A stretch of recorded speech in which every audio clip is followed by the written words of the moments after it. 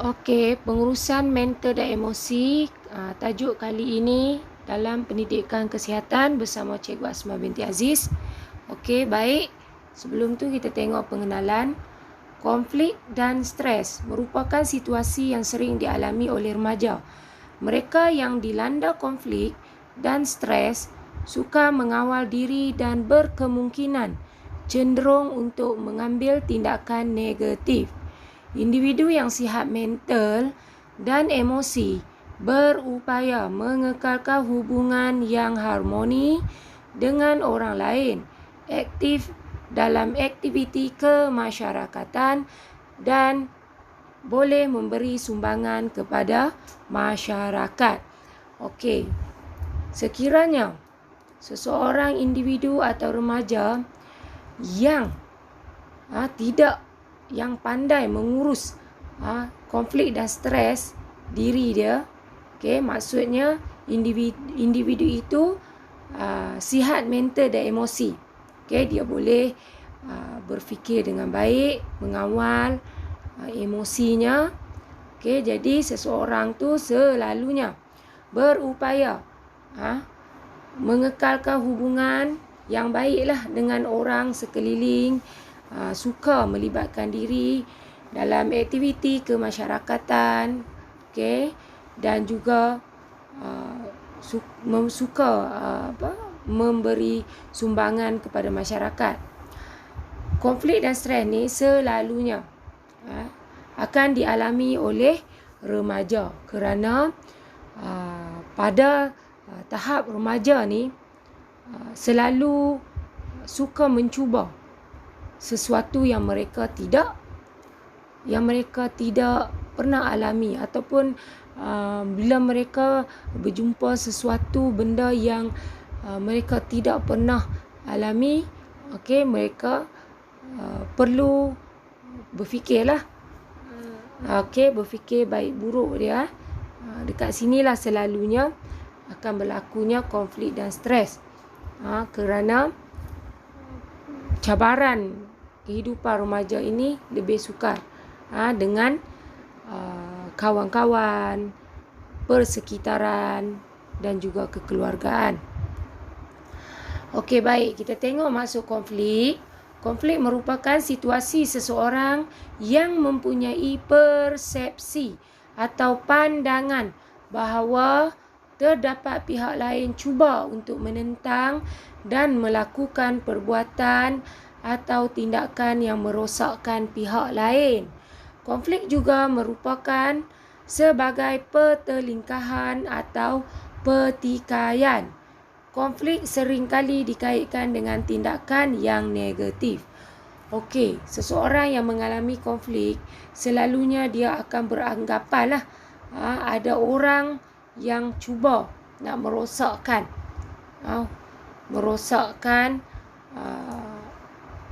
hubungan dia ke. Kemudian di situ akan berlaku pergaduhan, pertelingkahan, pertikaian. Kemudian konflik ni selalunya akan mendorong seseorang itu melakukan tindakan yang negatif. Contoh dia, bila dia merasakan seseorang itu tak suka kat dia ke, iri hati ke kepada diri dia, dia akan beranggapan yang salah terhadap seorang itu tanpa menyelidikinya dahululah. Dan dia akan bertindak secara negatif, contohnya seperti menghasut kawan-kawan, menceritakan keburukan, sedangkan dia tidak tahu lagi individu tersebut beranggapan baik ataupun buruk terhadap dirinya. Kemudian kita tengok maksud stres. Stres ni selalu kita sebut. Kita ni stres. Apa maksud stres? Stres ni adalah keadaan wujudnya ketidaksesuaian antara situasi yang diingini dengan keadaan dan keseimbangan psikologi, biologi atau sistem sosial individu yang terlibat. Stres juga bermaksud keadaan fizikal atau ketegangan mental yang menyebabkan perubahan pada sistem tubuh badan serta menghasilkan perasaan risau terhadap sesuatu perkara. Okey, stres ni bila seseorang tu dilanda stres, dia tidak berasa selesa lah duduk di keadaan tersebut. Contohnya, kamu pergi kelas. Lepas tu kamu stres kan. Kamu akan berasa cemas. Okay, berasa tidak selesa berada di dalam kelas tersebut. Kemudian kamu punya sistem tubuh badan kamu akan berubah lah. Daripada keadaan selesa tadi kepada tidak selesa, kamu akan berpeluh, akan merasa risau, cemas. Lepas tu kamu akan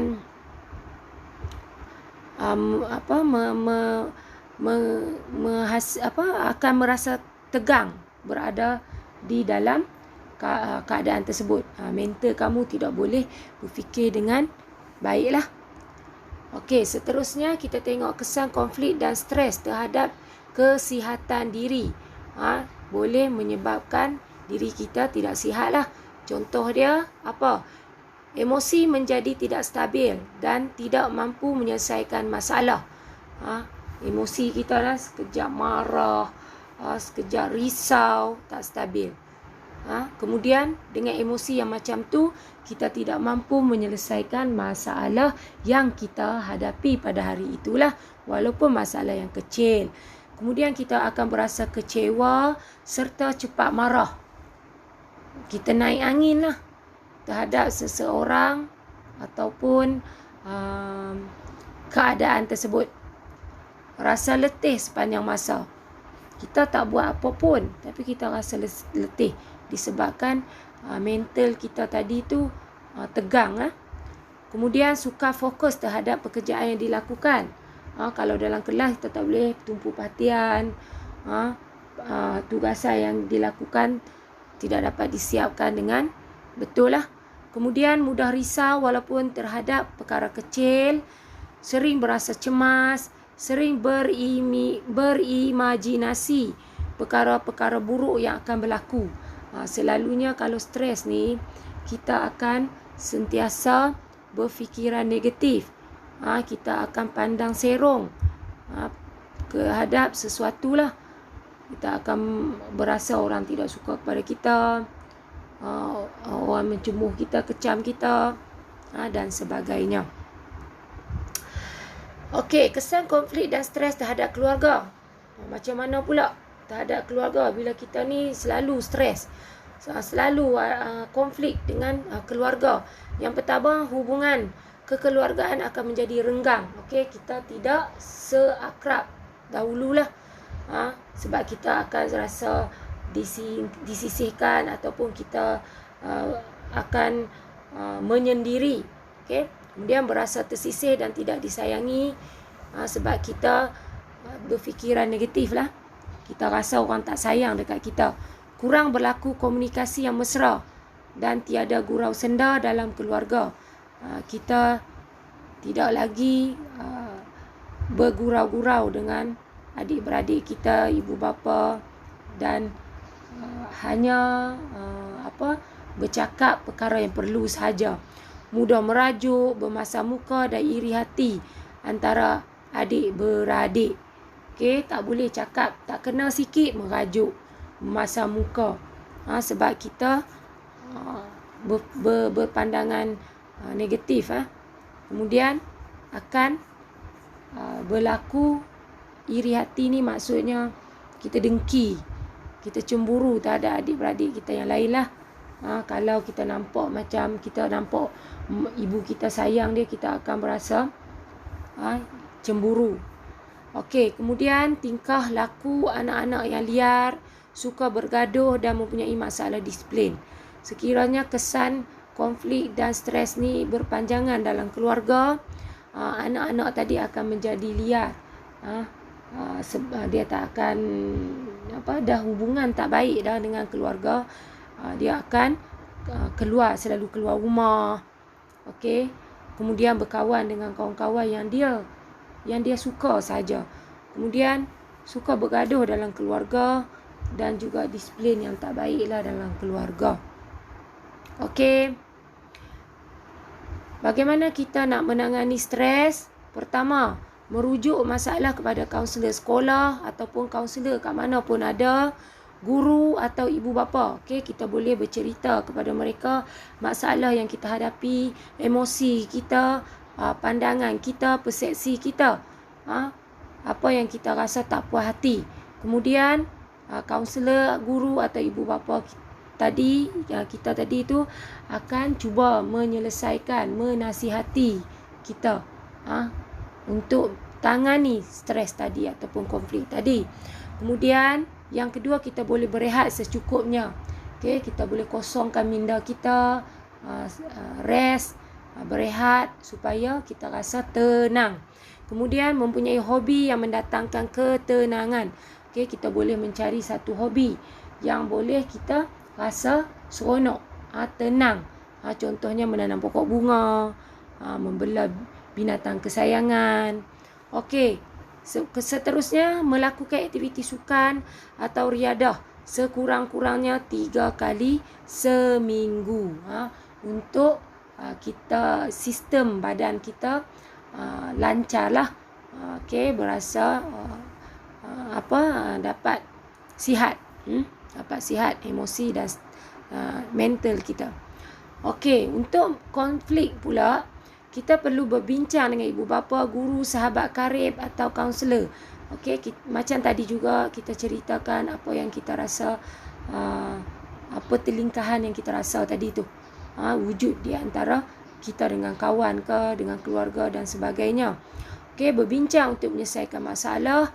Kemudian bersikap toleransi terhadap sesuatu individu. Kita perlu bertolak ansur. Kita perlu berasa menerima sesuatu yang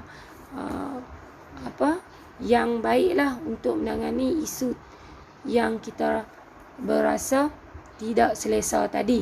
Okey, banyakkan bersabar. Kalau orang Islam, beristighfar. Okey, didik diri untuk sentiasa menerima hakikat terhadap sesuatu kejadian yang berlaku. Okey, sekiranya perkara tu telah berlaku dan kita berasa kecewa, tidak tenang, kita kena pujuk diri kita sendiri.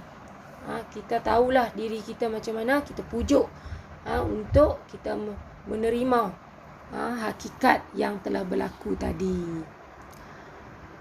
Okey, macam mana pula cara yang salah menangani konflik dan stres? Kebanyakan fikiran kita bila kita berlaku konflik dan stres, kita akan berfikiran negatif, dan perkara yang datang tersebut kita perlu tanganinya. Contohnya mencederakan diri sendiri. Okey, selalunya bila orang tu rasa macam geram, marah, okey, dia hentuk kepala dia ke dekat dinding, okey, dia tumbuk dinding ke, okey, jadi dia akan cederakan diri dia sendirilah. Kita kena elakkan. Sebolehnya kita bersabar, kita beristighfar. Kemudian yang kedua, selalunya kita akan terlibat dalam penyalahgunaan bahan, mengambil dadah, minum arak, kononnya nak hilang stres masalah tadi. Tak boleh buat macam tu. Okey. Kemudian mengambil ubat tanpa arahan doktor bertauliah. Selalunya mengambil ubat tenanglah. Kalau kita telah berdos, tenang sampai bila-bila, boleh meninggal. Okey. Itu sebab kita kalau nak ambil ubat pun kita kena jumpa doktor juga untuk dapatkan dos yang betul lah, supaya tidak mendatangkan keburukan kepada kesihatan kita. Okey, baik, itu saja untuk pelajaran kita hari ini. Latihan kita satu soalan saja, iaitu stres di sekolah. Alam persekolahan menyediakan anda kepada kehidupan yang sebenar. Namun begitu, ada kalanya situasi alam persekolahan memberikan banyak tekanan kepada diri seseorang murid. Okey, sekarang kita dah masuk sekolah dan kita juga mengalami alam baharu lah, iaitu kita kena pakai mask, kita kena duduk jarak daripada kawan, kita tidak boleh bergaul sangat dengan kawan, kemudian kita tidak pergerakan kita terbatas. Okey, kemungkinan untuk menyesuaikan diri kita akan mengalami stres. Okey, bagaimana anda menangani isu ini? Okey, kamu boleh tulis 3 cara untuk selesaikan masalah tekanan stres yang dihadapi di sekolah. Contohnya, kamu boleh tulis dekat sini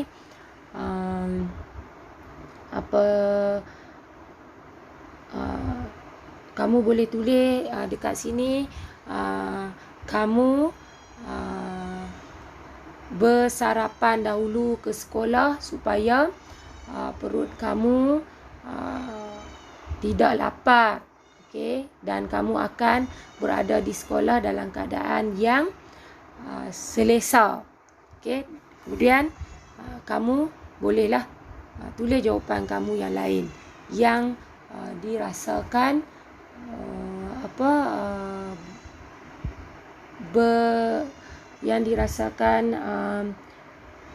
kamu dapat selesaikan masalah kamu lah di sekolah tu. Selalunya stres ni tak sama. Okey, macam mana kamu nak hadapi? Baik, stres di sekolah banyak bersama dengan kawan-kawan, alam sekitar dan sebagainya. Okey, baik saja. Sekian, terima kasih.